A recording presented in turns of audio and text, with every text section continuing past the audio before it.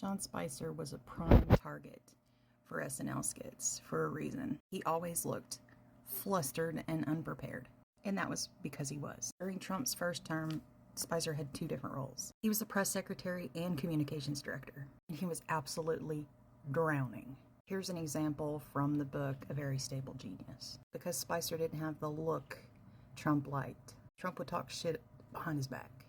This dude was so overwhelmed that he tried to call in help. He called in Michael Debke, who is a veteran operative. And Sean's like, man, I need help. I need help. I can't do this by myself. On February 16th, Debke shows up at the White House to meet with Sean Spicer and Reince Priebus. So they all went into the Oval Office to speak with Trump about Debke being the new communications director.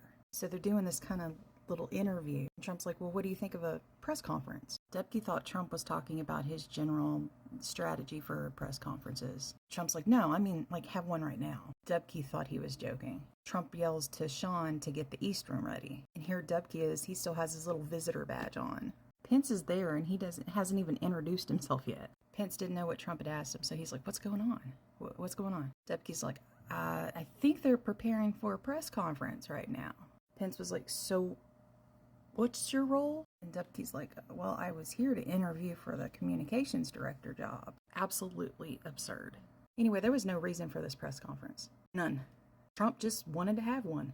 On this particular occasion, he spoke for an hour and 17 minutes about absolutely nothing. Just a stream of consciousness. Trump says, I turn on the TV, open the newspapers, and I see stories of chaos. Yet it's the exact opposite. This administration is running like a fine-tuned machine. This was day 27 of his presidency. The next day, Debke was officially hired after a 20-minute interview because he looked the part.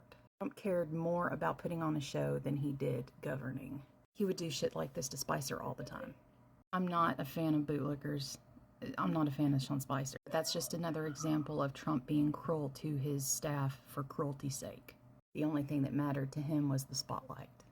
See you next video.